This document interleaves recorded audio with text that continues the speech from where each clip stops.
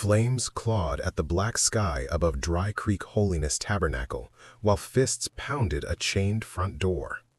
Inside, voices begged and coughed, hymns turning to screams as smoke dropped from the rafters like a low ceiling. Out on the gravel road, Owen McBride stood still, coat half on, eyes fixed on the church he had helped wire. He knew those exits should never have been locked, and he knew exactly whose pride that kept them that way. Beside him, a woman sobbed, "Pastor Lonnie will get them out. He has to." But Lonnie Tolliver was nowhere in sight. Sheriff cruisers skidded in late, red lights washing the hillside, sirens lost under the roar of fire.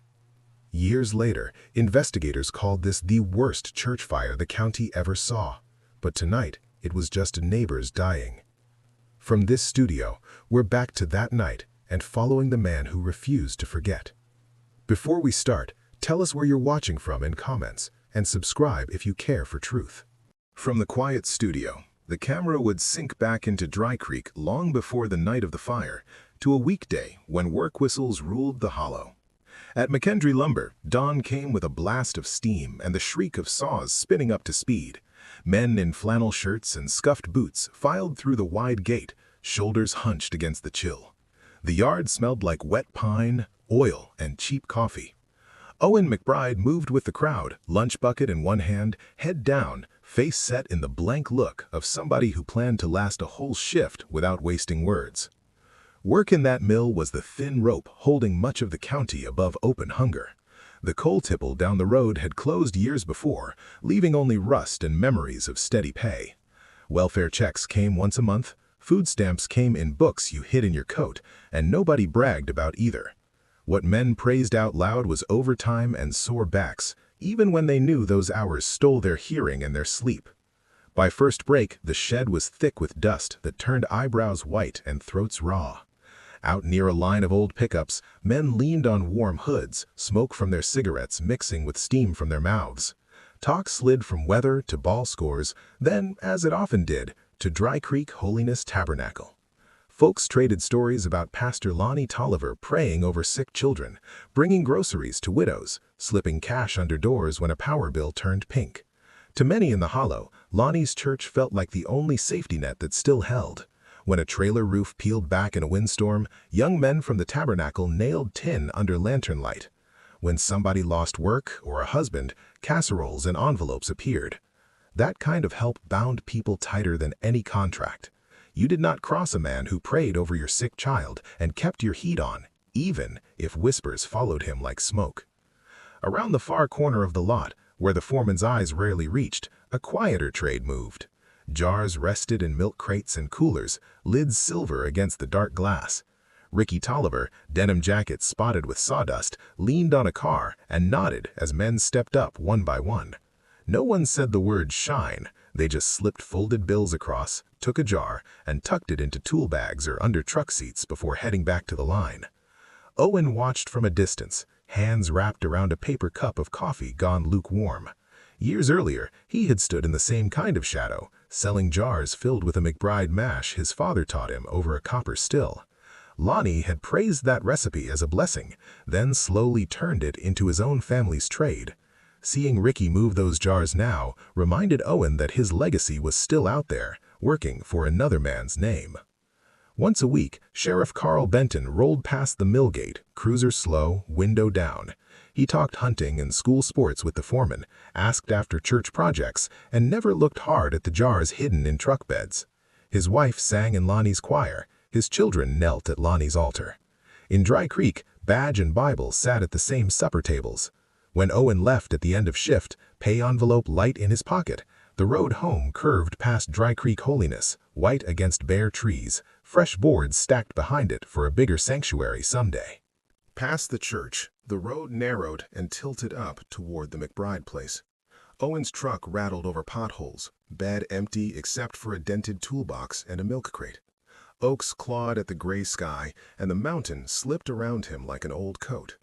When he turned into his own rutted drive, smoke already rose from the chimney. That thin line meant Ruth had supper on, and the house was still warm. A small mercy after the sting of sawdust and the sight of Tolliver's bright white steeple. Inside the kitchen, yellow light softened cracked linoleum and chipped cups. Ruth moved between stove and sink, apron tied crooked, humming a hymn from last Sunday's service. A pot of beans simmered next to a pan of cornbread, scent of bacon grease easing the tightness in Owen's chest.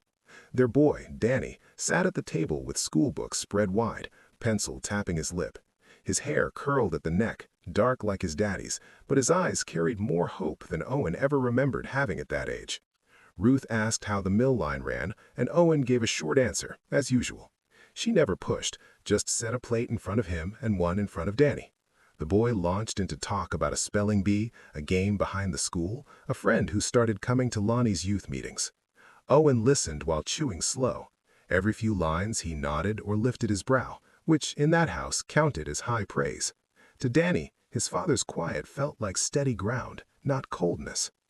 Behind the house stood a listing shed, boards silvered by years of rain. Later that evening, after dishes and homework and a soft argument about bedtimes, Owen stepped out there with a lantern. Dust floated through the shaft of light. Against the back wall sat a copper still, greened with age, its coils like a sleeping snake. On a shelf above it lay a worn notebook wrapped in oilcloth. Owen slipped it free and set it on the workbench. That book held the McBride mash recipe, written in his father's cramped hand. Water ratios, grain mix, yeast times, notes on how different hollers changed the flavor. Margins carried dates from the 1930s, 40s, 50s, each shift in the law leaving a mark in pencil. As a teenager, Owen had run those numbers in his head while hauling sacks of sugar through the dark. Later, during the Korean War, he found himself counting other things: shells, bodies, days until he might come home and stand again beside this same copper. To him, the recipe was not just drink, it was proof that his people had survived years and hard men. Memories of the old feuds slipped in whenever he touched the notebook. He killed when pushed, took his years in prison without begging, and walked out older than his age. On the yard, he learned how records moved through offices, how a simple form could change a man's fate faster than a knife. Those lessons settled into him like lead shot. After release, Ruth swore to Owen that he was finished with that kind of justice. His hands would fix engines, cut boards, maybe patch wiring at the church, but they would not raise a gun again. On the porch, later, Owen sat in the dark, the closed notebook resting on his knee. Crickets sang under the low hum of a far radio. Down in the hollow, the church lights glowed through bare trees, bright as a promise, hiding every weak board and cheap wire. Light from Dry Creek holiness spilled across the gravel, but the parsonage office behind it stayed dim. A green lamp threw a tired circle on the desk where bills and pledge cards leaned in rough piles. Marlene Puckett sat there, shoulders rounded, pencil tapping the big church ledger. Reverend Lonnie Ray Tolliver paced the small strip of floor between desk and window, tie loose, white shirt damp under the arms. Out in the sanctuary, people still prayed in little knots, but their pastor had slipped away to look at numbers. "Tell me we're caught up this month, Marlene." She turned a page, eyes dropping to a line she had written in tiny letters near the bottom. Love gift, anonymous. Marlene knew that bundle of cash had come from Ricky Tolliver's trunk, not from any Sunday plate. In the next column, the same amount sat under Roof Fund, even though no one had fixed the leak over the back pews. Lonnie reached under the desk and brought out a small metal box, paint-chipped, corners dented. A key on his ring clicked in the lock, and inside lay tight rolls of bills held with rubber bands. On top rested a folded sheet covered in his own careful hand, listing jars sent down 3 haulers, names of runners, and where the money returned. Next to some names he had drawn a tiny cross, a private sign that told him this shrine served holy work. Years earlier, before the church had drywall or carpet, there were only 2 men in a shed behind the McBride house. Owen McBride and Lonnie stood over a copper still, while steam fogged the low rafters and sweet mash smell filled their lungs. The coil sang soft as clear liquor slipped into jars lined on a crate. "This right here could build a church one day," young Lonnie said, laughing as he clapped Owen's arm. Owen's father watched from a stool near the wall, proud and worn, passing a jar back and forth as he spoke about mash times and grain. When he brought out the old notebook where the recipe lived, he was handing over more than a list. He was sharing the only treasure the family owned. At first, it felt like trust, because the McBrides had kept that book from outsiders for generations. Lonnie asked about grain, about spring water, about how long mash could sit before it soured, and he talked about feeding poor families and putting coal by old folks' stoves. Owen heard that talk and wanted to believe every word. After Owen's father died, the runs changed. Lonnie started bringing his own jars, then his sons, Ricky and Joel, who learned to measure corn by the cup and listen for the right sound in the cap. Bit by bit, the preacher took over the money side. "Let me handle that. You don't need more trouble with your record." At first, it sounded kind. Later, it felt like a door closing in Owen's face. While Owen worked off that old feud killing on the prison farm, Lonnie stepped into another shed with another still and taught his boys the recipe as if it had always been theirs. From that year on, the mash that paid for sound systems, gravel for the lot, and bright white paint on the chapel walls came from Tolliver hands and Tolliver stories. Back in the parsonage office, Marlene watched Lonnie tuck loose bills from the metal box into a church envelope. On the front, he wrote Building Fund. Ash still clung to the hollow when the state truck rolled into Dry Creek a few mornings after the fire. The burned church sat behind yellow tape, roof gone, walls black and jagged like rotten teeth. A small gray trailer had been parked in the gravel lot beside it, cables snaking out to a loud generator. That box became the command post, and by noon, folks were already calling it the State Man's Shack. Inside, Hal Newsom spread photographs across a folding table. He was thick through the shoulders now, hair going thin on top, but the set of his mouth still matched the face Owen remembered from a different war. Charred wood, half-melted light fixtures, and a twisted chain from the front door late captured in flat color. On another table sat a stack of taped interviews, names scrawled across each sleeve. Owen stepped in with his hat in his hands, boots leaving faint tracks of soot on the trailer floor. Hal looked up and gave a slow nod, the kind given when two men share things they do not name in front of others. Outside, voices rose as families argued with deputies about getting closer to the rubble, hoping to pull out Bibles or rings. Inside the thin walls, the air held only coffee, toner, and the cold smell of wet ash clinging to clothes. Hal pointed toward one photograph that showed the main doors from the inside. The metal hardware glowed silver, while the chain wrapped through it sat black. "This part burned hotter than the rest," he said, voice low and even. Another picture showed a back exit, boards nailed across it from the outside some time before the fire. A third captured a hint of melted plastic near the altar, where extra extension cords had run sound gear and heaters from a single overloaded outlet. In that cramped room, Owen's jaw tightened. The old code inside him, the one that had taken men into the woods with rifles when somebody broke trust, stirred hard. Every scar on his hands seemed to itch. He pictured Lonnie alone in the parsonage or walking a dark road, and his mind drew lines from those images to a 12-gauge he kept locked behind his truck seat. Justice, the way he understood it as a young man, sat right there within reach. Hal watched the muscles work along Owen's cheek and, without naming it, knew which road his friend's thoughts had started down. Years earlier on another continent, Hal had seen that same look just before Owen stepped out into enemy fire to pull a wounded boy back behind a stone wall. This time, there was no wall handy and no clear field of battle. Just children's shoes pulled from charcoal and a community still singing Lonnie's praises in hushed, grieving tones. Hal slid a thin file across the table. Inside lay copies of the church's last inspection report, boxes checked without notes, a signature from a county man who was also a deacon. No mention of chains, no word on boards over windows, no diagram of wiring. Another sheet listed the value of the building as reported to an insurance company a month before the fire, a number that seemed high for such a small structure. Owen studied those papers, then set them down with more care than he gave most tools. He understood from prison years that ink could do what fists sometimes failed to finish. Yet his first instinct still leaned toward the old ways, toward a quiet evening, a back road, and one clean act that would never see a courtroom. That path promised speed and a bitter kind of peace. On the trailer wall, a hand-drawn map of Dry Creek hung by pushpins. Hal had marked households that lost someone in the fire, households tied to Lonnie's liquor runs, and ones that both circles overlapped. Seeing it like that, in red and blue, Owen felt the mountain shift in his mind. Killing one man would not untangle that web, it would only throw more widows and children into it. By the time he stepped back out into the sharp air, Owen had made a small, quiet change inside himself. He would not reach for the gun, not this time. If Lonnie was going to fall, it would be because the people who held him up let go all at once and stepped away. Cold air slapped Owen's face as he stepped down from Hal's trailer. The generator thumped behind him, steady as a bad heart.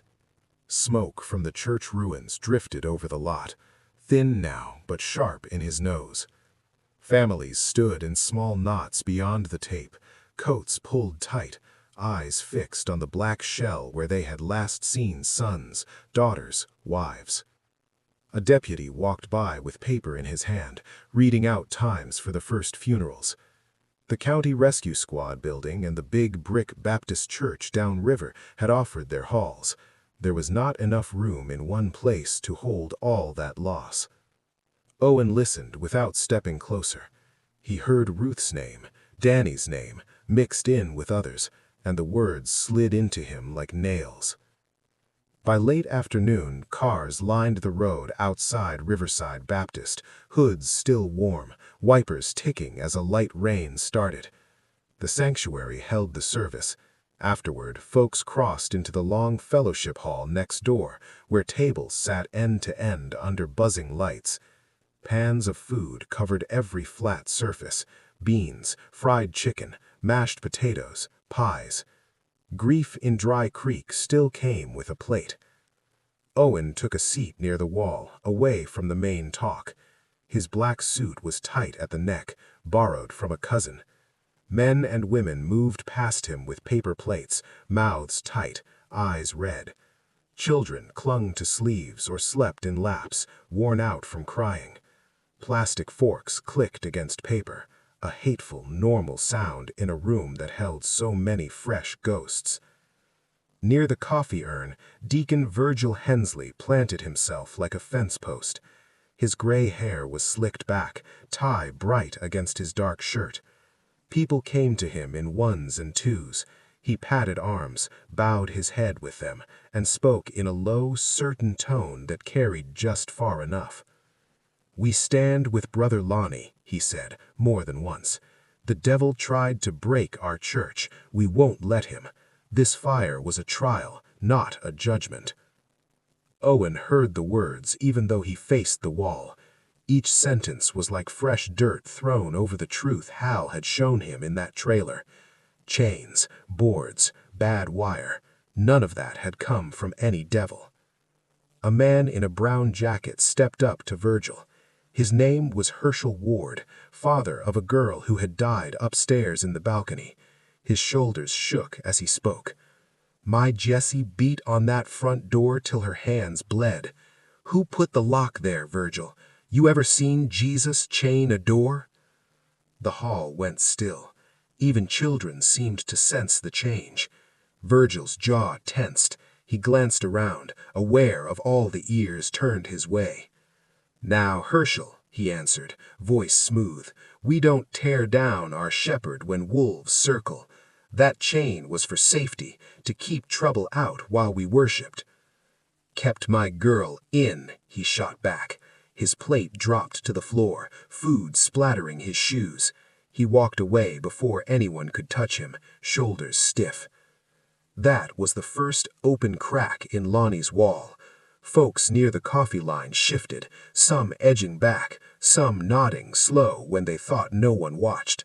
Others moved closer to Virgil, clinging to his story like a rope. From his corner, Owen saw both motions at once. Marlene Puckett finally left her spot by the dessert table and made her way towards him. Her eyes were rimmed red, makeup streaked. She carried no plate. She sat without asking. "You shouldn't be alone," she said, voice a ragged whisper. "Ruth wouldn't like it." Owen kept his gaze on the far wall. You knew that door was chained. He kept it flat, not even a question. Marlene's hands twisted in her lap. Virgil said it was for safety. Pastor agreed. Said we had folks slipping in, stealing from purses. Said fear keeps the devil out. Her lip trembled. I wrote checks for the new locks. I knew. Silence pressed on both of them for a long breath. There's more, she added, softer.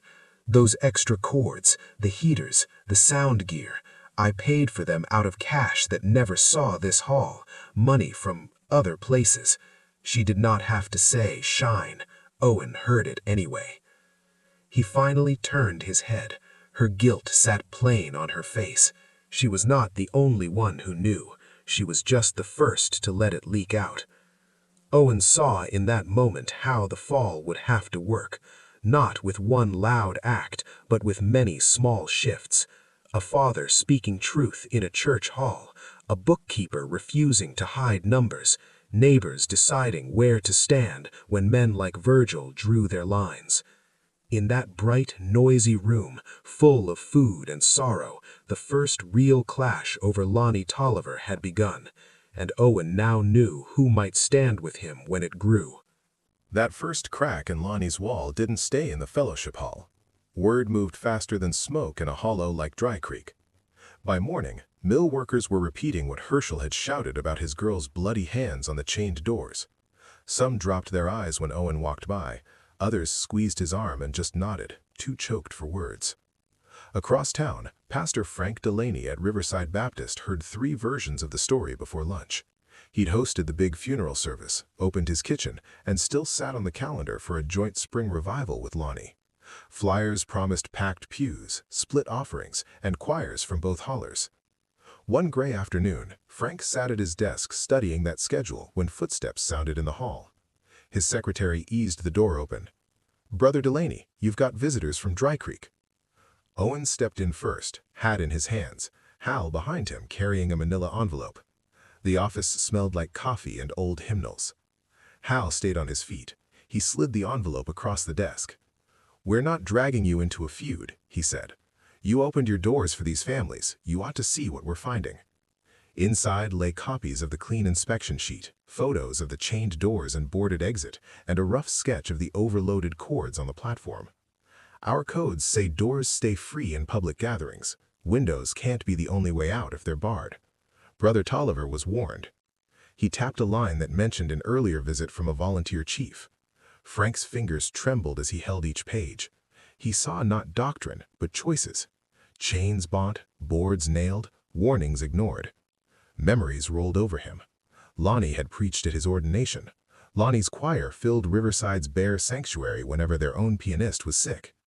Farmers from Dry Creek split tithes between the 2 churches. Canceling the revival would mean fewer full pews, less money for youth camp, angry deacons who liked Lonnie's fiery style. Keeping it would say locked doors were just another test. He laid the papers down. "I can't speak for a jury," he said, "but I answer for this pulpit. That revival's off." The words bent his shoulders. Losing that weekend felt like stepping away from an old friend into cold water. Yet he knew if he stood beside Lonnie now, he'd share the stain. News reached Dry Creek before sunset. Some heard it from the bank clerk who sang at Riverside, others from a choir member who kept one foot in each church. On Sunday, Lonnie faced a thinner crowd. Where Riverside's flyer had hung by the door, a bare thumbtack remained. The missing paper stung worse than any headline. He gripped the pulpit, knuckles white. A young guitarist named Caleb missed a chord and flinched. He'd lost an older brother in the fire and quietly questioned the chained doors with friends. Lonnie's gaze fixed on him. "Some of you up here been letting doubt creep in. If you can't trust your shepherd, maybe you shouldn't stand on this platform at all." Caleb shrank under that stare. After the benediction, Caleb packed his guitar in its case and walked straight out.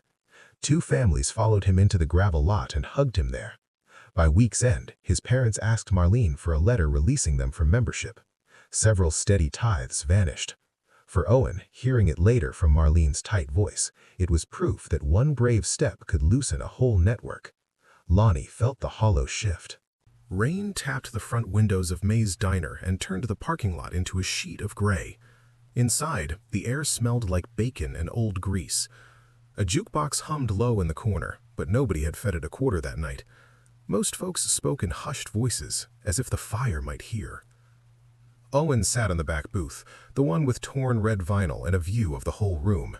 His coffee had gone cold, but he kept his hands around the cup anyway. Across from him, Marlene Puckett slid in, shrugging off a damp coat. Her hair hung flat from the rain, and a stack of folders sat clutched to her chest. She set the papers down between the salt shaker and the ketchup bottle. "I ain't got long. May's cousin is in Lonnie's choir. Word travels." Owen nodded once. "We'll be quick." Marlene opened the top folder. Inside lay photocopies of handwritten pages, some from the church ledger, some from a smaller notebook she had kept for herself. She pointed to one column of names. "These are the men who run jars for the Tollivers," she said. "Ricky, Joel, Cousin Earl, a few deacons. They take cases up to the strip mall bars by the highway, some down to the river towns. That cash comes back in paper sacks. I mark it as gifts or special offerings." The list ran longer than Owen expected. Beside many names were little notes. 3 kids, laid off, wife sick. Marlene had written those reminders for herself over the years to soften the guilt when she moved that money into building funds and mission trips. Most of them ain't getting rich, they're just trying to keep lights on. The Tollivers skim off the top, the rest of the jar money pays for school shoes and truck tires. Owen studied the pages. He saw men he had grown up with, boys he had once taught to track deer, widows who leaned on small brown envelopes that came with Bible verses tucked inside. The web around Lonnie was not made only of greed, it was braided with need, fear, and habit. Marlene flipped to another sheet.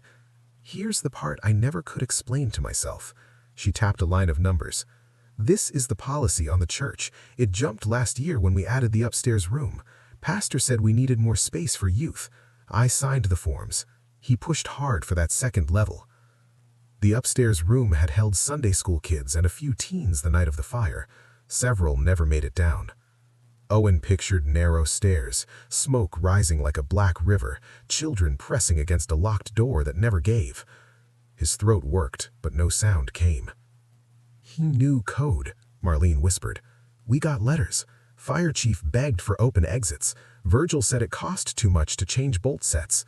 Lonnie, he preached that God would keep us safe if we kept the world out." Her eyes shone. "I wrote checks anyway. I wrote them out of jar money and tithe money mixed together, and I never said no." For a moment, the only sound at their table was the tick of the wall clock.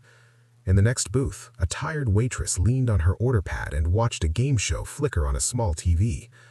Life went on around them in slow, stubborn circles. Owen's old instincts whispered that every name on those lists was now part of the target. In another time, another story, he might have seen each man as fair game, but he thought of the notes beside them. 3 kids, wife sick, laid off. He remembered his own boy's empty chair and his wife's songs cut short. "I'm not going after the runners," he said at last. "Not the ones just trying to feed young ones. My fight's with the man who built this on a lie and keeps the chains on." Marlene exhaled, shoulders sagging. "Then who do you pull?" "The ones who hold him up," Owen answered. "The banker, the pastors and other haulers, the folks who lend his name weight. If they step back, the rest will see it's safe to let go." She nodded slowly. "I can help you find them. I know which checks came from where. I know who shook his hand when he signed them." Outside, a semi roared past on the highway, sending spray across the diner sign. Inside, under weak fluorescent light, 2 tired people kept naming names. They were not making a hit list. They were tracing where respect, credit, and trust flowed, so they could start turning those streams away from Reverend Lonnie Tolliver, without drowning everybody tied to him. Streetlights flickered on as Owen and Marlene stepped out of May's diner, folders hugged tight to her chest. The rain had eased to a mist, turning the blacktop into a dull mirror that caught every headlight. They drove up the hollow in separate trucks, no one tailing, no one talking, just windshield wipers clicking time to thoughts neither of them wanted to say out loud yet.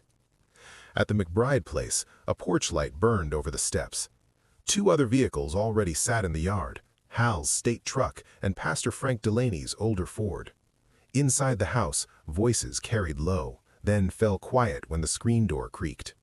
Owen held it open while Marlene slipped in, then followed, bringing the damp night air with him.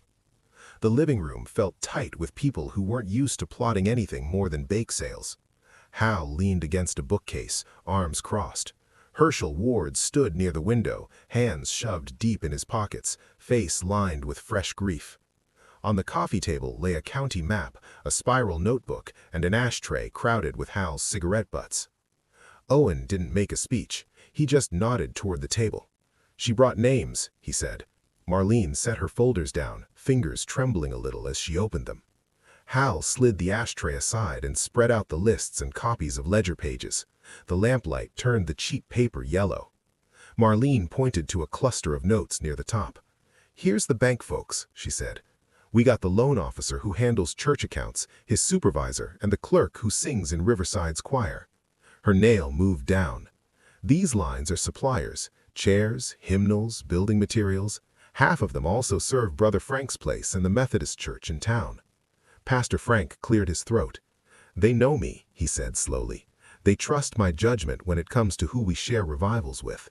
If I call and say our church is stepping back from Brother Tolliver, they'll listen. They might not cut him off right away, but they'll start to wonder." Herschel spoke without looking away from the dark window. "I can talk to families," he said.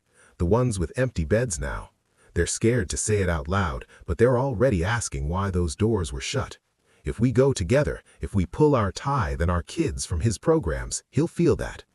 Hal tapped the map with a pen. "I'll keep pushing the case up the line, but you know how slow that wheel turns. What you're building here is faster. If his money, his music, and his crowd start drying up before the state finishes, he won't have cover when we come with charges." A long silence settled, broken only by the faint tick of the clock in the hall. Every person in that room understood what stepping away from Lonnie Tolliver would cost.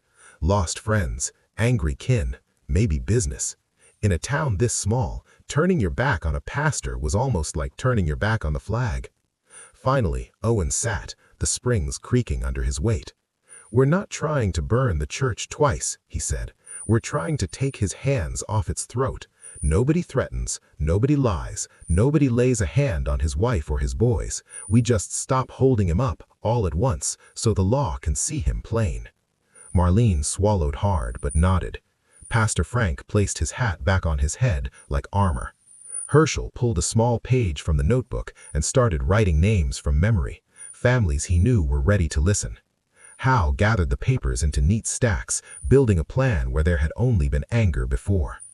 Outside, night wrapped the hollow.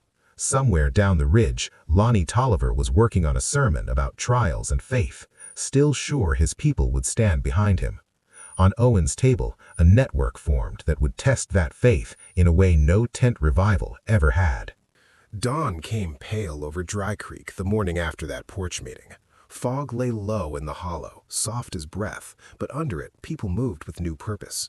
Phones rang in kitchens, quiet talks took place in doorways and over fence lines. Nobody used big words like boycott or sanction. They just said, "I'm pulling my money," or "We ain't signing on with Brother Lonnie no more." In town, the First County Bank opened its glass doors at 9 sharp. Inside, the air smelled of paper, ink, and floor wax. Tellers straightened their cash drawers. A wall clock ticked over the long counter. At a desk near the back window sat Loan Officer Ed Markham, sleeves rolled, tie neat, hair combed to a pale shine. He was not from Dry Creek, but he knew it well enough. Lonnie Tolliver had shaken his hand a dozen times in that office, Bible tucked under one arm while they talked interest rates. On his desk lay a file labeled Dry Creek Holiness Tabernacle, Expansion. Inside, Ed had stapled copies of the insurance policy, the last appraisal on the burned building, and a draft loan sheet for a new, larger sanctuary on a different hill. Just last week, this file had looked simple. Insurance money in, loan out, church rebuilt, everyone pleased. The burning cross sketch on the cover, drawn by a bank clerk as a joke, had seemed harmless. Ed reached for the file as his phone rang. He tucked the receiver to his ear. "First County, loans." "Brother Markham, this is Pastor Delaney over at Riverside. I need to speak clear. Our church won't be standing as guarantor on Brother Tolliver's new build. We're stepping back." Ed straightened. "Is there a reason I should note, Pastor?" "A girl died with her hands on a chained door. State man's looking at it. That's all I'll say on a line." He hung up before Ed could form another question. The loan officer set the phone down slow. Riverside's name had been part of the comfort wrap around that file. Losing it left bare paper. He picked up his pen, crossed out the line that read, "Riverside Baptist Supporting Congregation," and felt the first small twist of unease. Minutes later, Herschel Ward stepped to a teller window. His face looked older than his years. "I want to close the church fund account I was helping keep. Family memorial. We'll handle it ourselves." Behind him, another member from Dry Creek waited with withdrawal slips. By noon, 3 families who had always kept savings under the same pastor's guidance had either moved their accounts or pulled cash outright. From his desk, Ed watched the pattern form. One Dry Creek name might be Grief. 3 in a row, all linked to the burned church, made his gut tighten. He pulled the church file again and flipped to the deposit history. The numbers rolled past his eyes. Sunday offerings were easy to spot, steady and modest, but between them sat thick stacks of cash, dropped in on Tuesday mornings or Thursday afternoons, always by Ricky Tolliver or Deacon Hensley. No pay stubs, no checks, just banded bills, sometimes in amounts that brushed against the line that forced a bank to file special reports. Ed had told himself before that Lonnie had outside donors, maybe some revival friends from other states. That story no longer fit in his head. A knock on his open door broke the line of thought. His supervisor, Mr. Pritchard, stood there, wire-rimmed glasses low on his nose. "You seeing what I'm seeing?" the older man asked, holding a printout of flagged cash activity. Ed nodded. "Church with a fire. Pastor tied to big cash. Now guarantors and families pulling back." He tapped the file. "This one's not as clean as we liked." Pritchard stepped in and closed the door halfway. "We slow this down. No approvals on that loan until the Fireboys and maybe the state look closer. You hear from that investigator friend of Dry Creek, you send him a copy of the cash sheet. Quietly. We're not getting caught holding this bag." By afternoon, the bank had placed an internal hold on Lonnie's expansion plan. No new checks went out for building work. The insurance company, tipped that something seemed off, marked the file for extended review. All of that happened without Owen setting foot in the building. From the studio years later, you can trace the first real line in the fall of Reverend Tolliver right back to that day. It did not start with handcuffs or headlines. It started with a man in a tie looking at numbers and finally seeing what his neighbors' faces had already told him. Those numbers from First County Bank didn't stay on Ed Markham's desk. Within a week, copies sat in a thick folder on Hal Newsom's chair 2 counties away. A clerk from the bank, nervous but tired of looking the other way, had called the state fire marshal's office and said, "You might want to see this. It's that church that burned." Hal carried the folder into a windowless room on the 3rd floor in Lexington. The walls were lined with corkboard. A long table sat in the center, its surface already buried under photographs from the fire, hand-drawn diagrams, and statements from survivors. Fluorescent lights buzzed overhead, turning everyone's faces a hard, pale color. He pinned the printouts to the board beside a sketch of Dry Creek holiness. Red string ran from the main doors to little notes about chains, from nailed windows to early warnings, from insurance numbers to the date the upstairs room had been added. With the new pages, fresh lines could be drawn from big cash drops straight to building projects and sound gear. A man in a gray suit, Assistant Commonwealth Attorney Bill Jarvis, watched from a chair near the table. He had been slow to step into this case. Church fires made for messy trials. Jurors loved pastors. Many had grown up in wood-heated chapels that never met proper code. But the more he saw on that wall, the less he could shrug. Hal pointed with the end of a pen. "Here's the pattern," he said. "Warnings on exits, requests for better wiring, all ignored. Then we see the insurance policy jump right before the new room goes up. After that, heavy use, packed services, more cash, a fire that starts low by the front, moves fast, finds folks boxed in." Bill leaned forward. "You think he meant to kill them?" Hal shook his head. "I think he wanted a big church, full pews, strong show. He chose locked doors and cheap cords over safety. He knew better. That's enough for negligent homicide. The liquor money makes it worse. Shows motive to pack that place beyond safe load. More people inside, more cash in the plate. On the table lay Marlene's copied ledger notes. Next to them sat a short list of names taken from her talk in May's diner. Ricky and Joel Tolliver, Deacon Hensley, Cousin Earl, and others who ran jars. Each name had a small mark beside it. W for witness, T for target, U for unsure. Hal had learned to sort people like that long ago, but now the letters meant subpoenas, not searchlights. Sheriff Carl Benton sat with his hands folded tight. He had come up for this meeting at Hal's request, badge pinned over a tie he rarely wore. The map on the board held the same haulers he patrolled. Some of the names under runners lived on roads where his own children rode bikes. "Lonnie's not the only one who's going to get dragged," Carl said. "Half my county has carried a jar for him at some point. They're poor, Hal. They did it because their kids needed shoes." Bill glanced at him. "We don't have room to lock up a whole county, Sheriff. I'm looking at the man who made the calls, the one who signed for the doors, pushed the roof, took the money, and stood up there every Sunday telling folks God would keep them safe while he cut every corner." Hal slid a new sheet across. "Banks put a hold on his building loan. Insurance is stalling the payout. Riverside pulled their backing. Victims' families are closing joint accounts. The ground under him is softening. If we move now, he won't have the same shield." They worked a timeline then, early warnings, the date the chain went on the front door, the time of each cash drop, the sermon Lonnie preached the week before the fire, telling people to pack the house for a healing night. On a legal pad, Bill turned that all into boxes that matched state charges: reckless homicide, code violations, fraud. By late afternoon, the room smelled like stale coffee and dry marker ink. The corkboard showed a whole world shrunk to paper. A white church, a greedy pastor, and families with holes where loved ones should be. The case file that walked out of that room carried more than sorrow now.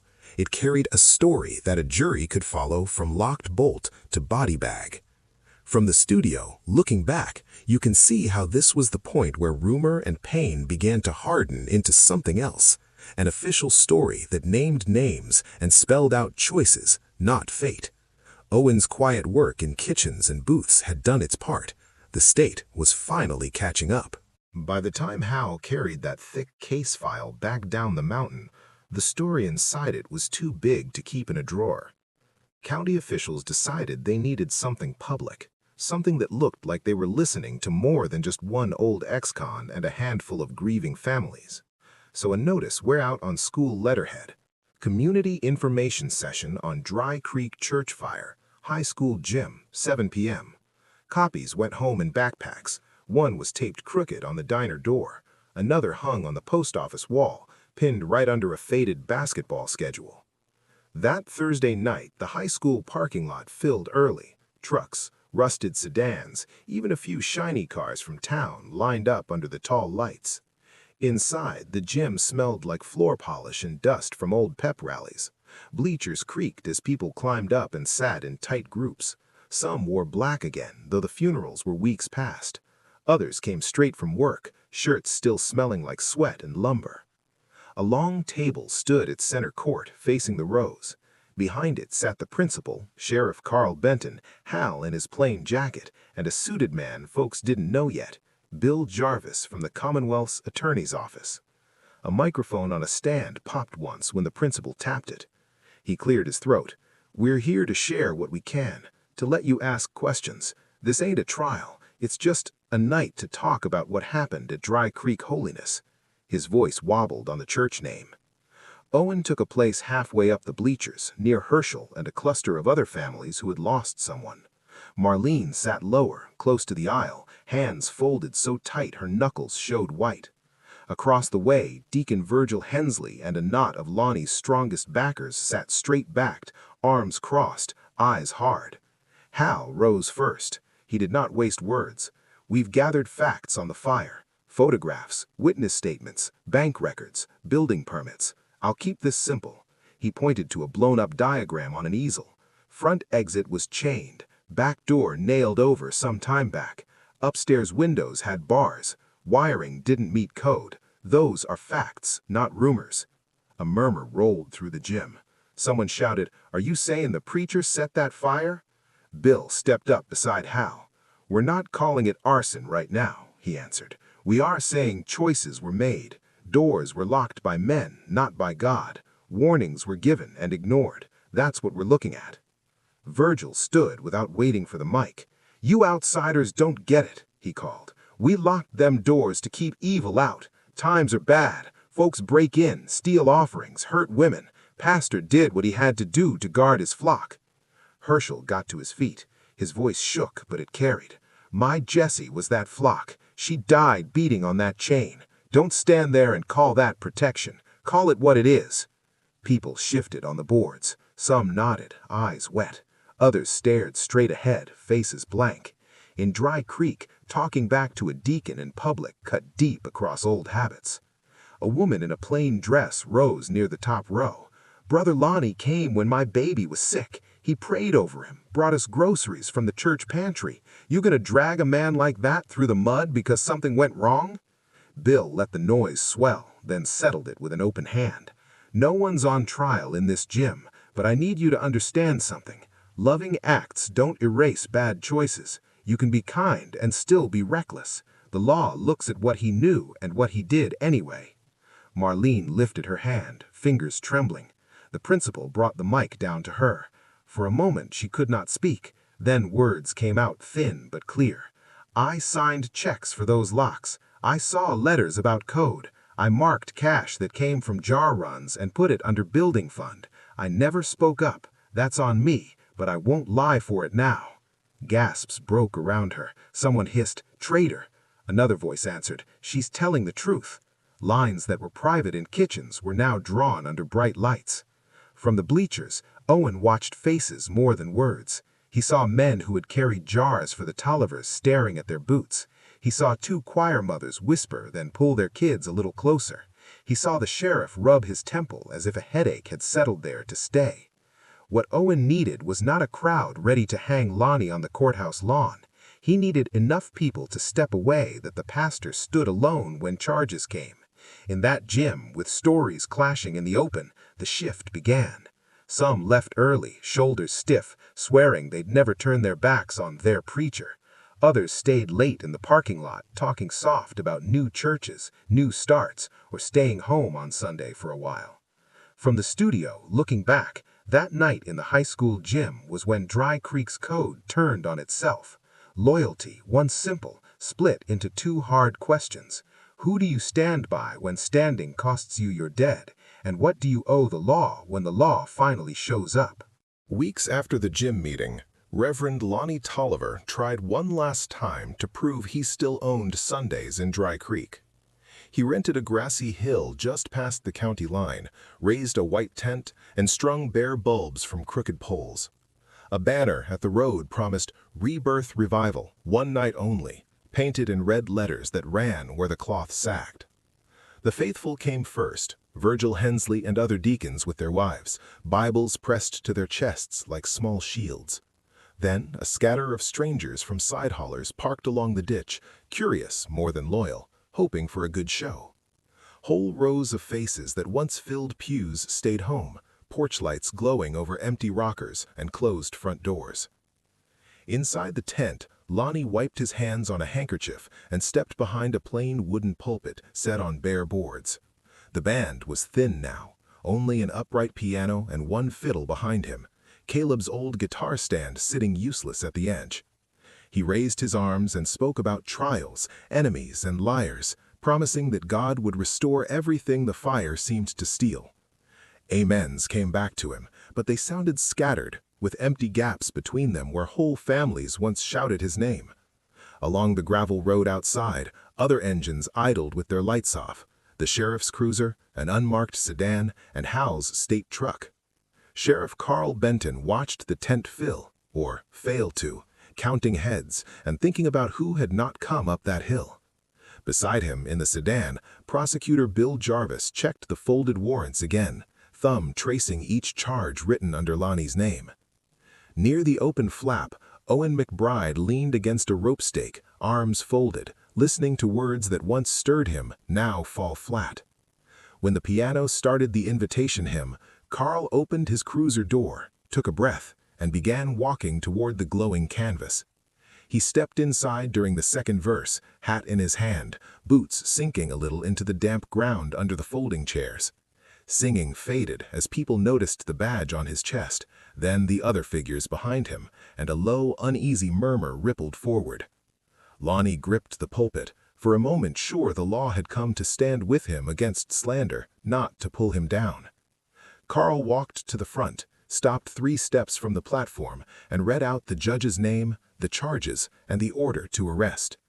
Gasps burst from scattered chairs, yet no one moved into the aisle the way they once had when outsiders questioned their pastor. Virgil's fingers tightened on the back of a seat, but he kept his place, eyes shining with hurt more than fight. Marlene lowered her face, hands clasped, choosing silence over another lie, even as someone hissed the word traitor from the side row. Owen met Lonnie's gaze across the tent. There was no triumph in it, only a hard, tired acceptance that this had to end. Handcuffs closed around the preacher's wrists with a dull metallic click that seemed to echo under the canvas more than the last hymn had. Children shrank back toward their mothers as Carl guided Lonnie down the center aisle, past men who had once ridden with him on night calls. The man who ruled a whole valley's Sundays now ducked his head to clear the squad car door, with no willing shield around him. From our studio years later, we mark this night as the turn, when people finally stepped aside and let law move through their past. Lonnie Tolliver left that tent revival in the back of Carl Benton's cruiser and spent the night in a narrow county cell. Months passed in a world of steel bunks and concrete. Lawyers filed motions, reporters called the jail, church folks mailed cards with verses underlined in blue. On a hot morning the next summer, deputies walked him in shackles through the rear door of the regional courthouse for his first day on trial. Main courtroom smelled like dust and polish. Sun poured through tall windows behind the judge's bench. On one side sat Lonnie with 2 defense lawyers, suit hanging loose on his thinner frame, Bible on the table in front of him. Across the aisle, Bill Jarvis arranged files at the state's table.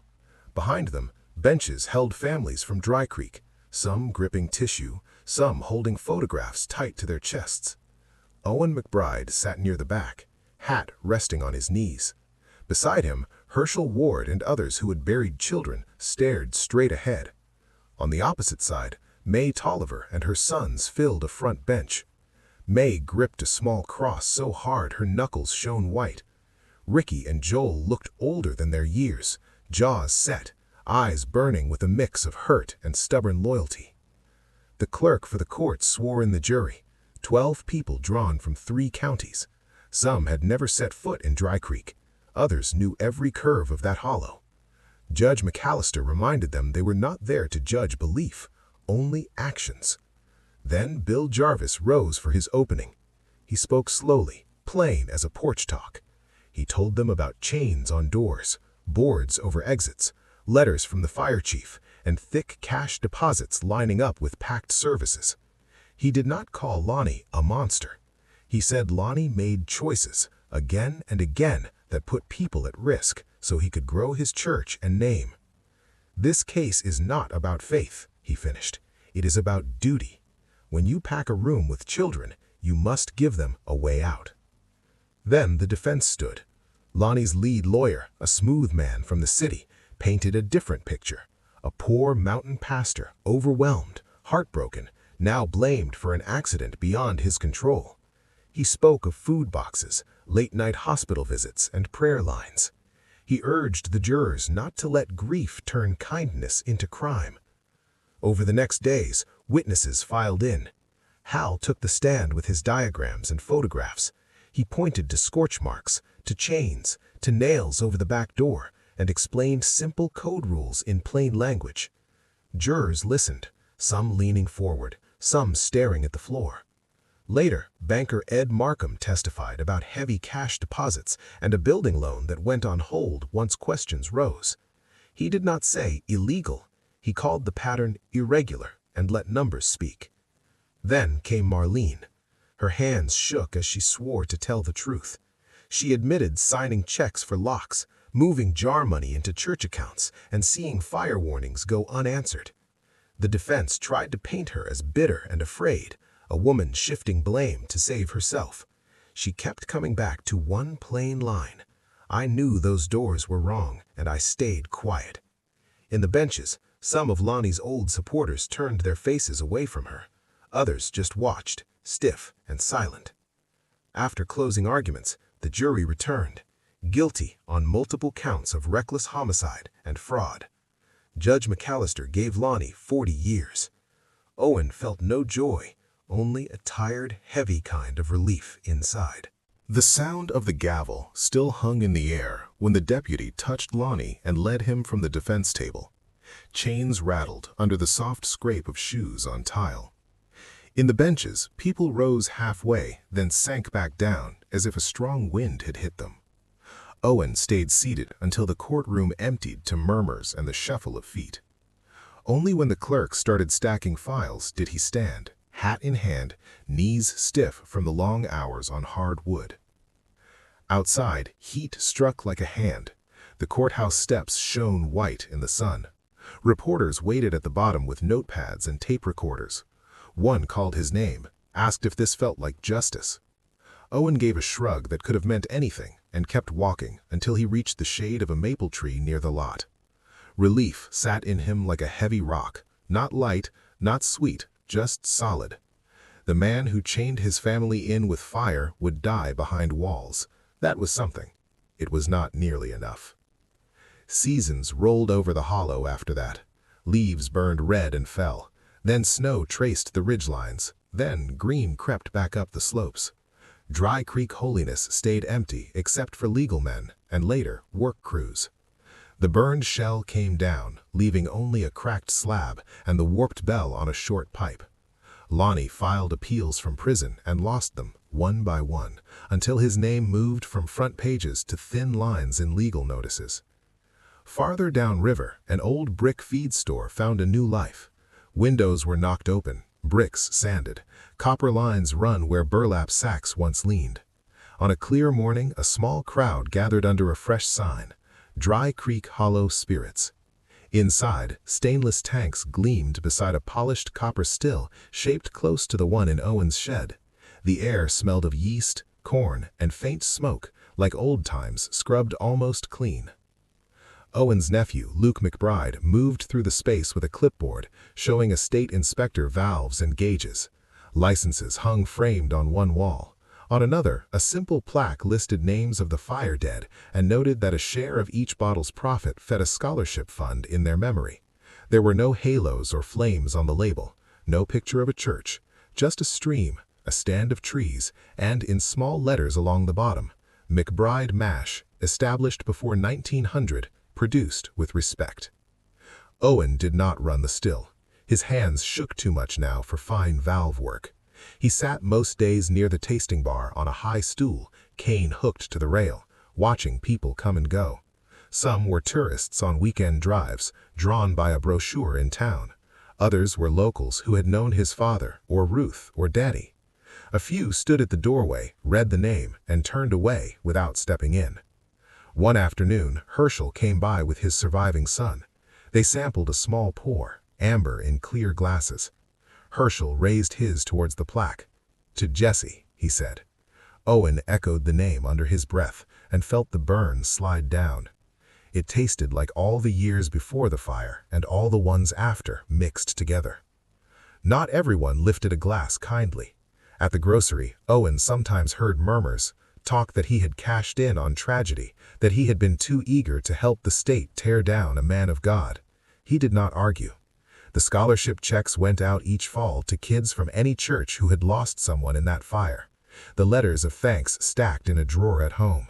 On nights when his knees ached and sleep stayed far, he sat on his porch with one of those letters in his lap and the sound of the river in his ears, wondering if turning his family's secret into a legal label had truly set anything right, or only given the ghosts a new bottle to rattle. On the night when Owen sat on his porch with a scholarship letter in his lap, the sound of the river and the weight of old names stayed with him until dawn. When the sky finally began to pale, he eased himself up, took his cane, and drove the short, rutted road to the hilltop cemetery that looked down over Dry Creek. Graves from 3 wars lined the front rows, simple stones for boys who never made it home. Farther back, white markers and gray ones mixed, some leaning, some fresh. A newer cluster formed its own rough circle under a maple tree, all cut within a few months of each other. That was where the Fire families lay. Ruth Ellen McBride's stones sat beside their sons, small lamb carved in the corner of Danny's. People had tucked guitar picks along the base, little plastic tokens from kids who'd heard he once wanted to learn. Ruth's grave held plastic flowers and a worn hymnal swelling from damp. On her birthday, Owen sometimes found a warm biscuit wrapped in a napkin there, left by a cousin who remembered her cooking. A few yards away lay Jessie Ward, the girl whose hands had bloodied against the chains. Herschel came up regular with his younger boy. They stood quiet, hats off, then walked the slope to other stones from that night. There was an old woman from the choir, a baby who never made it out of the nursery, a teenager whose football jersey still showed up in school yearbooks for years after. Not far from them, under a thinner oak, a stone carried the Tolliver name. It belonged to Lonnie's youngest nephew, who'd fallen into pills after the trial and overdosed in a distant town. Few visited that marker. When they did, they kept their eyes on the ground. Grief in that case felt tangled, sorrow for a lost boy braided tight with anger at the man whose choices had helped bend his path. May Tolliver did not stay in Dry Creek. After the conviction, she sold the parsonage furniture in a rushed yard sale, loaded what remained into a borrowed trailer, and moved 3 counties over. She found work cleaning rooms at a roadside motel, joined a small congregation where nobody knew her husband's name. Twice a year she came back, alone, parking near the cemetery gate. She left silk flowers at the family plot, and once paused by Ruth and Danny's stones, head bowed, lips moving in a prayer no one heard. Ricky never took another pulpit. He married a girl from town, got on at a tire plant, and drove an hour to and from work every day. On weekends, he cut grass and fixed brakes for neighbors. Liquor passed through his hands only in sealed bottles from the store. Sometimes when he saw Dry Creek Hollow labels lining up behind bar counters, his jaw clenched, then loosened again. He knew where the recipe had come from. He knew what it had cost. Joel did time of his own later, caught moving meth in another county with men who didn't care about old codes or church ties. In prison, he watched his father's trial replayed on a faded TV during a true crime segment, his own last name spoken by a stranger. When May visited, they sat across scratched plastic, talking about little things, food, weather, letters. Neither said the word fire. It sat between them anyway. For the McBrides, family looked different after everything. Ruth and Danny's absence cut a hole no scholarship or distillery could patch. Luke handled most of the paperwork and mash at the new business, then went home to his own small house, where 2 daughters played on worn rugs. Owen became story more than father to them. The quiet man in worn boots who smelled of sugar mash and river mud, who never raised his voice, but sometimes went still as stone at the sound of a distant siren. Among the other Fire families, paths split. Some found new churches, gentler and smaller, where doors stayed propped open even in winter. Others kept their faith at home, reading worn Bibles at kitchen tables, unable to trust another shepherd. A few still spoke kindly of Lonnie, even after the verdict, holding to memories of full pantries and healed fevers. They visited the cemetery rarely, leaving flowers without reading the names around them. From the hill, you can see nearly every turn this story took. The slab where the church once stood, the ribbon of road to the distillery, the roofs of houses that held both victims and kin of the man who chained those doors. Families lived on under that same sky, carrying last names tied forever to one bad night, each trying in their own way to make peace with a justice that healed some wounds and left others open. Years moved on in Dry Creek, even when folks felt stuck in the same hard place. Storefronts on Main Street changed hands. The five and dime turned into a pawn shop, then stood empty with a for lease sign curling in the window. The sawmill gates stayed locked after the owner sold the machines for scrap. A pill clinic opened near the highway, then shut after a raid, leaving only a faded sign that once promised relief. Trouble did not leave when one preacher went to prison, it just found new doors. Inside the county courthouse annex, a short glass case stood in a narrow hall outside the clerk's office. Fluorescent bulbs buzzed overhead. People passed that case to pay taxes, file deeds, and pick up plates. Most hardly slowed, but some paused to look. Behind the glass sat a burned Bible, its pages fused at the edges, a warped metal door chain, and a yellowed front page from the local paper. Church fire kills 18. A small plaque on the velvet read, Dry Creek Fire Act, 1983. Next to it, a framed sheet listed rules that now covered every public gathering place in 3 counties. Doors must stay free. Windows could not be boarded during services. Occupancy limits had to be posted and obeyed. Annual inspections were no longer a simple signature from a friendly deacon with a county job. State men came with clipboards and flashlights, and they did not skip basements or old wiring just because a pastor shook their hand. Older folks sometimes grumbled that nobody used to need so many rules. Then they looked at the charred Bible and the names below it and grew quiet.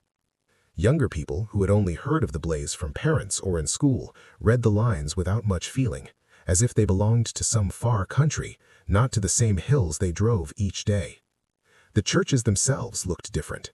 Most kept their doors blocked open with wooden wedges or bricks, even in frost. Ushers checked that exits swung free before the first song. Fire drills became part of youth class once a year. Preachers might preach hellfire, but they could no longer bolt a real door in the name of keeping evil out. Insurance companies sent letters if a congregation added a room or balcony without proper plans.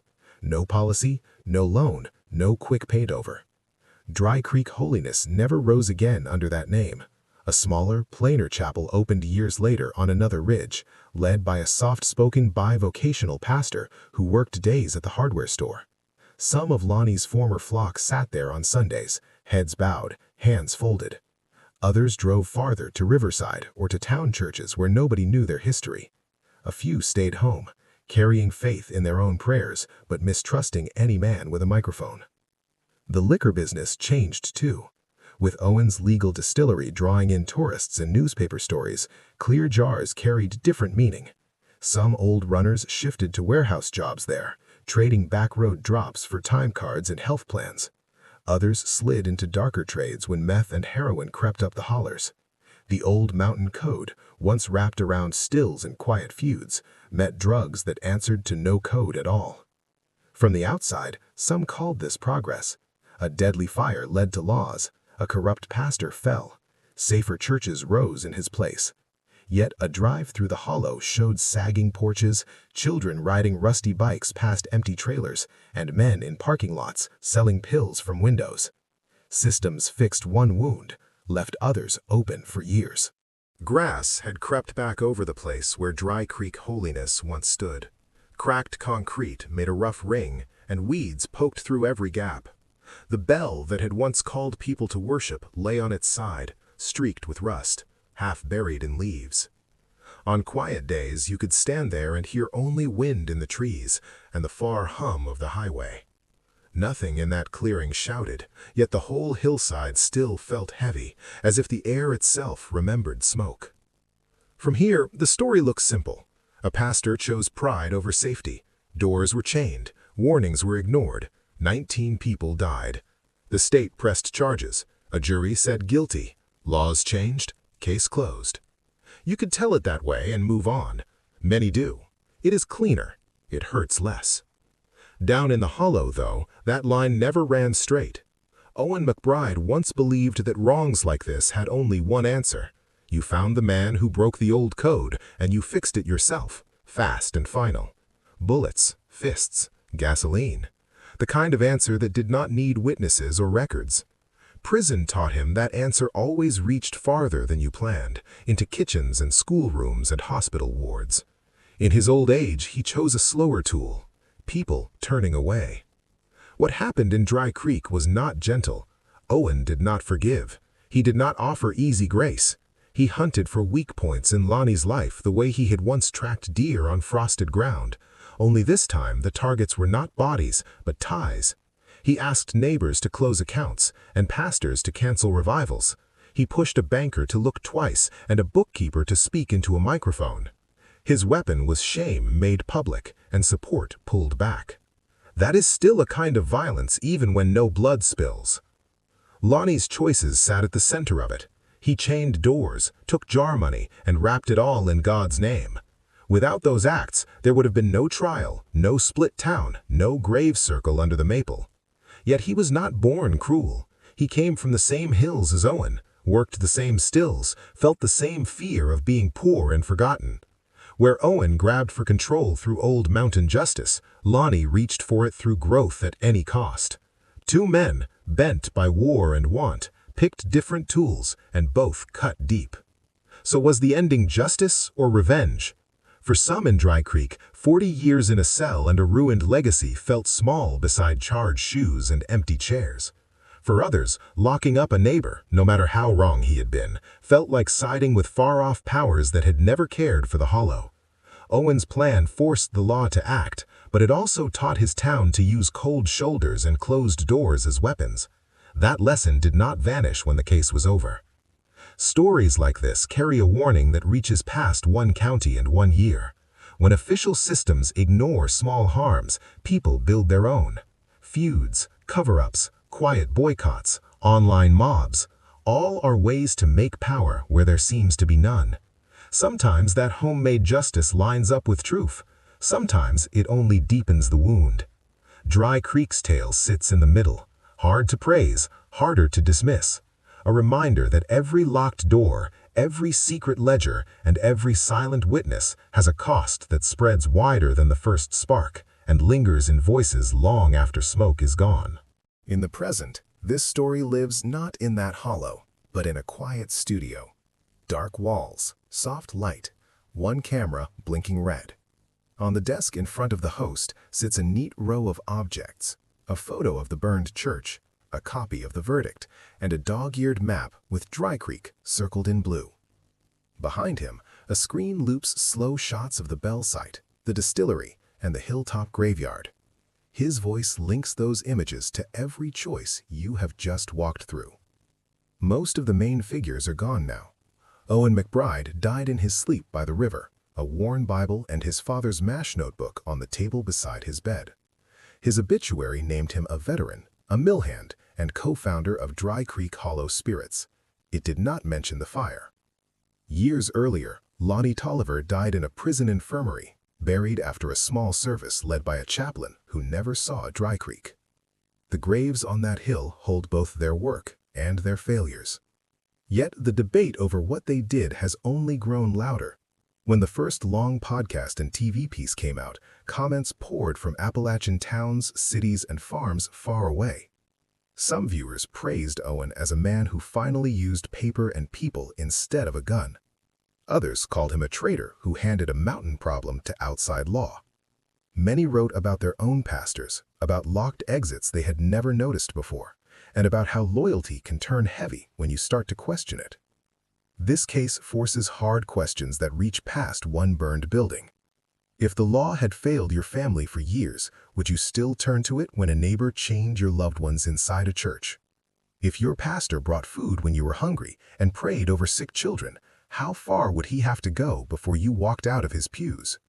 Is justice only a sentence read in court, or also that slower moment when a whole town quietly stops standing beside a man?